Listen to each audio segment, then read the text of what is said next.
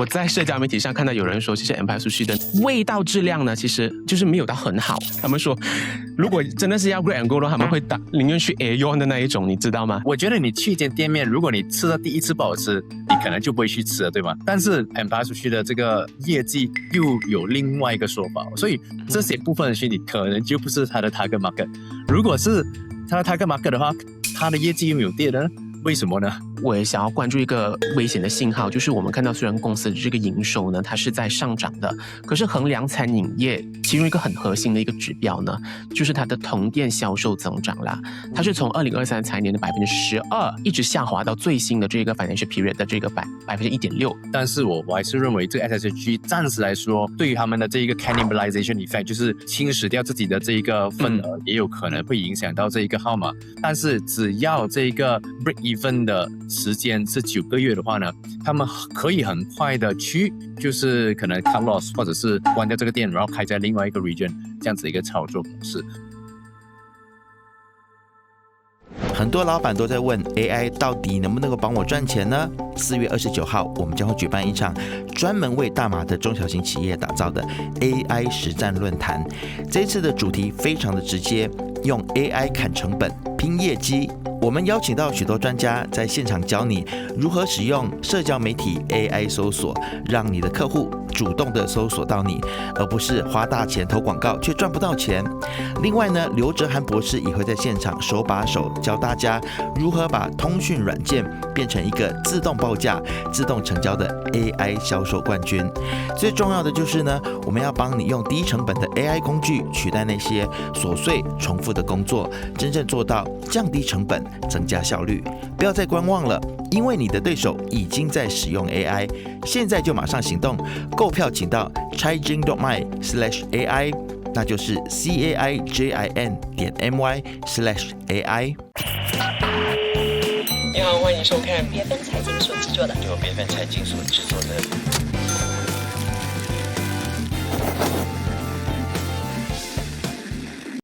你好，我是伟健，这是由 BFM 财经制作的财经股市。今天呢，我们就要聊聊另一宗获得市场高度关注的 IPO， 它就是 Empire Premium Food Berhad， 或是大家熟知的这个帝国寿司 Empire Sushi 啦。其实现在呢，距离这家公司挂牌上市呢，只剩下不到几天的时间啦。而我在社交媒体上呢，也是有看到很多人都在讨论这一家公司啊，就面对这一份净利率高达 16%， 但是同店增长呢却是在放缓的这个财务成绩单，以及大股东大幅套现的一个争议，市场的评论呢是两极化的。一些呢就觉得这家公司的印钞能力是很强的，那一些呢就觉得股东是在把投资者在当韭菜割嘞，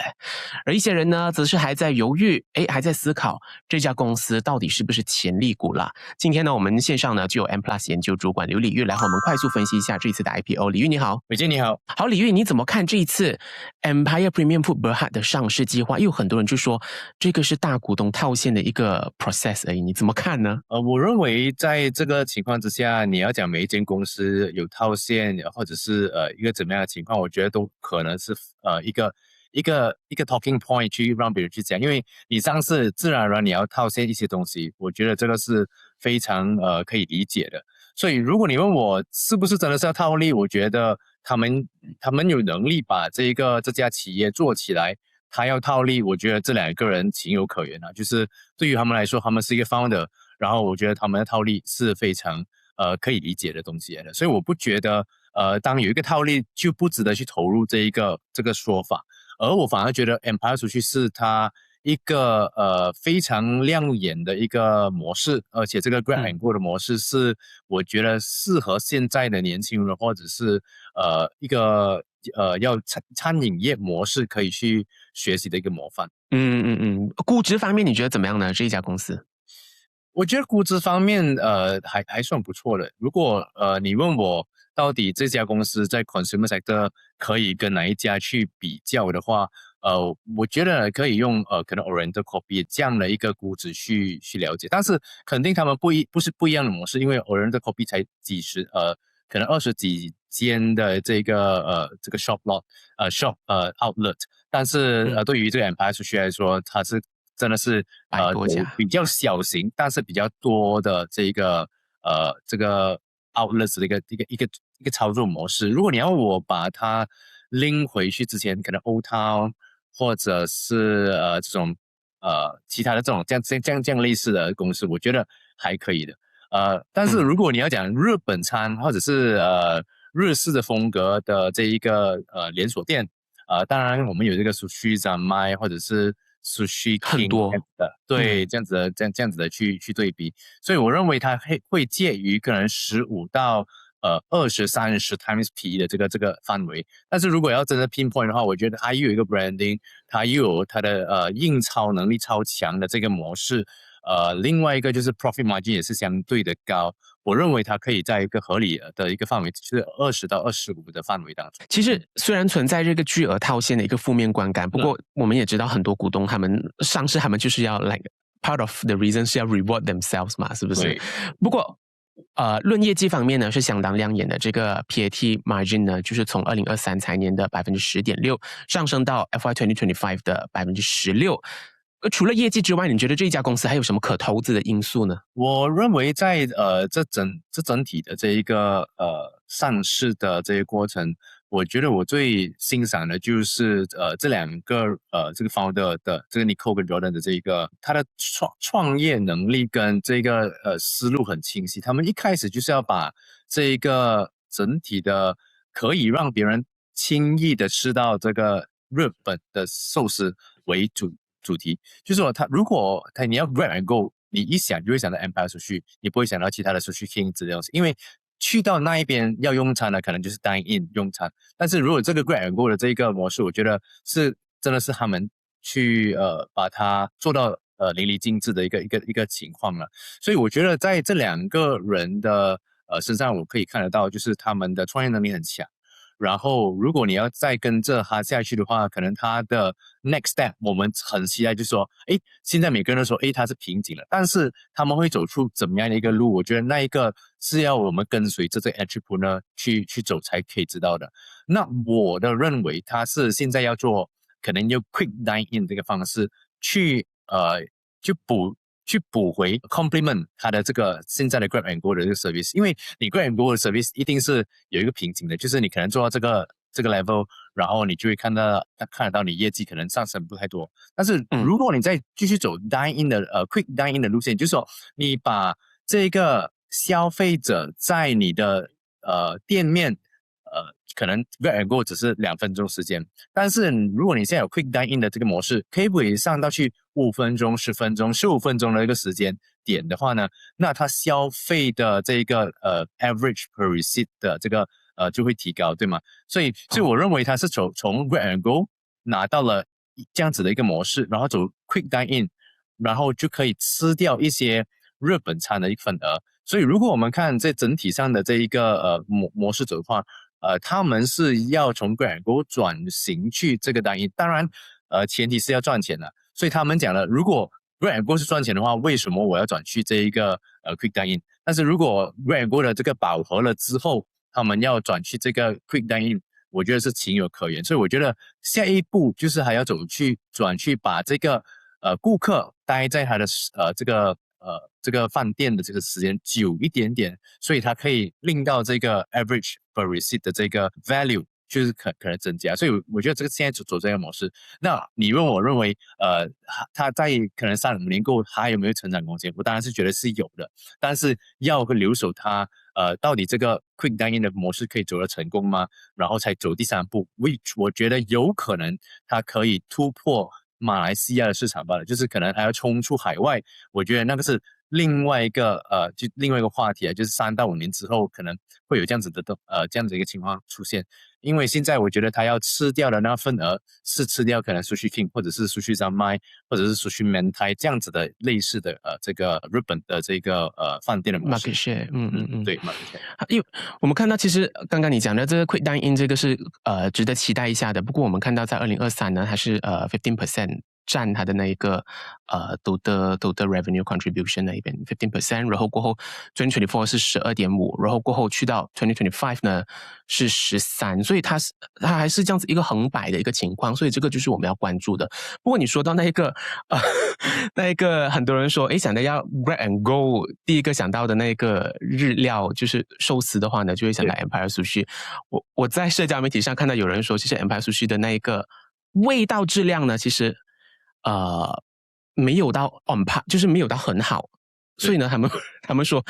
如果真的是要 grab and go 的话，他们会宁愿去 Aeon 的那一种，你知道吗？我觉得你去一间店面，如果你吃到第一次不好吃，你可能就不会去吃了，对吗？但是你可能你看到这个 Empire Sushi 的这个业绩又有另外一个说法，所以我们所要听到的这一个 feedback from Facebook 也好 YouTube 也好，或者任何的这个 social media 也好，可能只是一部分的群体，而这些部分的群体可能就不是他的 target market。如果是他的 target market 的话，他的业绩又没有跌呢？为什么呢？所以我们要去想这个思考这个问题。它的 revenue 是从100多个 million 成长，2024、2025成长到235个 million， 所以我觉得现在看来好像还没有到真正的瓶颈啦。你问我那个感觉如何？我觉得可能这是一部分的群体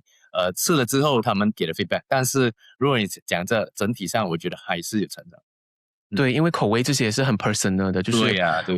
我觉得好吃，你觉得不好吃，会有这样子一个情况出现啦。Okay. 好，李玉，其实我们看到一个，你说到瓶颈，我也想要关注一个危险的信号，就是我们看到虽然公司的这个营收呢，它是在上涨的，可是衡量餐饮业就其中一个很核心的一个指标呢，就是它的同店销售增长啦，它是从2023财年的12%，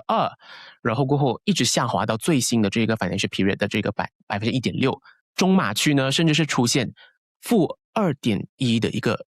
负增长了。你怎么看这个问题呢？长期而言，这个数据代表什么呢？我觉得这一个 SSG 是代表着它可能会是讲着你开越多家，然后可能去消费的人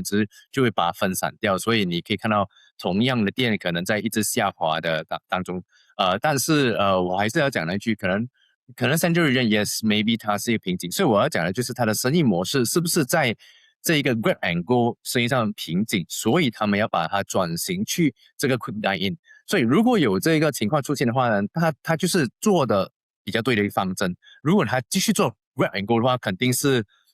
我觉得还是会有一个SSG 继续下滑的现象。但是如果有一个 quick dine in 的操作模式，会不会吃掉其他的份额？然后而提高他们这个成长，所以我觉得我们要从这样子的一个方向去想啊。所以我认为两个点，就是第一个就是 IPO 是不是为了走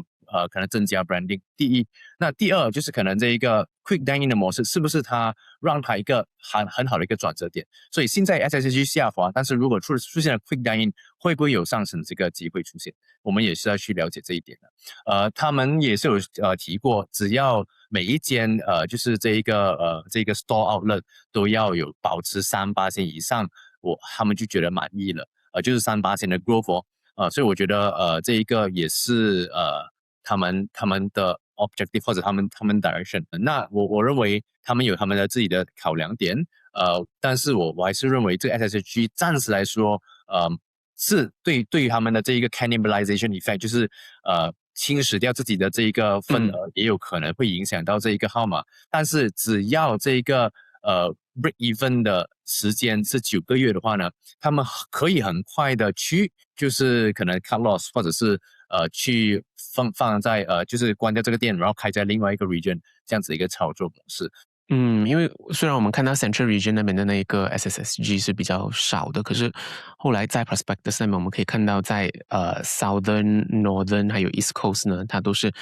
above 7% 的一个增长的。Maybe Central Region 的competition 太竞争太激烈了，你只要雪隆区我们很多选择嘛，对不对？对，这个也是其中一个可能性。好，李玉，那么接下来呢，我想要关注的一个东西呢，就是刚刚我们谈了几个比较值得关注的一些风险，可是根据你的研究，你觉得这家公司还有一些什么 red flags 是投资者需要注意的呢？ Red flags 啊，可能暂时来说，就是刚才可能那个 SSSG 的那个那一个 same store sales growth 的一个情况，可能对于一些投资者来讲，这个可能是一个转跌的这个趋势，但是我又认为它只要可以在整体上 group level 上升的话呢，基本上它还是有可以抢掉别人的这一个份额的这一个情况了。所以 market share 如果只要他们可以保住，或者是可以从 Sushi King 啊其他的这些店面去得到的话呢，我觉得是很好。但是另外一个就是有可能别人会探讨的，就是可能现在 Family Mart 或者是 CU Mart 他们可能也是要在卖这个平价的寿司，那是不是成为他们的对手？我觉得很大机会也是他们的对手。所以可能不只是 Sushi King， 甚至 Family Mart、MyNew、CU 这种Mart 之类的 Grab and Go 的模式都是他们的这一个竞争者。所以这个模式可能在我刚才所说的就是因为有这些不同的就是店面都有做出这个平价寿司，所以导致到是不是因为这样子的情况之下，是不是因为这些崛起的这些平价的寿司，然后导致到 Empire Sushi 进入 SSSG 的这个下滑也有可能。但是我认为如果他有做出这个转换的模式，就是跑去这个 Quick Dine In， 那可能就是它的优势了。所以只要这一个顾客可以在他们的店面持续的就是长一点时间的话呢，那可能对他们的这个利益就是在他们的在他们的手上了。所以我觉得这一个是其中一点。第二点是人力的这个劳动力labor cost， 因为我知道他们肯定的是给超过1700块马币的这个最低薪金，对，最低薪是给超过，所以他们我听说是4000到5000马币，所以他们的 turnover rate 就是辞退或者是辞职的这些员工，可能才是占大概15%，如果没有记错，就是说很高的机会 85% of time 是 retain 到他们的。所以这样的一个情况之下，我认为他们可以，虽然是劳动力比较就是很难去找，可能这些员工，但是他们也是保护到他这些员工。所以我认为只要他们可以给到一定的这一个薪资的话呢，那肯定这个就不是问题。好，非常感谢李玉和我们分享那么多，谢谢你李玉。好的，谢谢你魏健。好，这里要提醒大家，本节目讨论的内容呢，仅供资讯与观点分享，不构成任何的买卖建议啊。投资有风险，入市需要谨慎。不知道你们听了嘉宾的分享之后呢，又有什么看法？可以在留言处和我交流。正在收看 YouTube 的观众呢，欢迎订阅、按赞、开启小铃铛，第一时间呢就能观看到财经的最新影片啦。感谢你们支持，我们再见。你好，欢迎收看BFM财经所制作的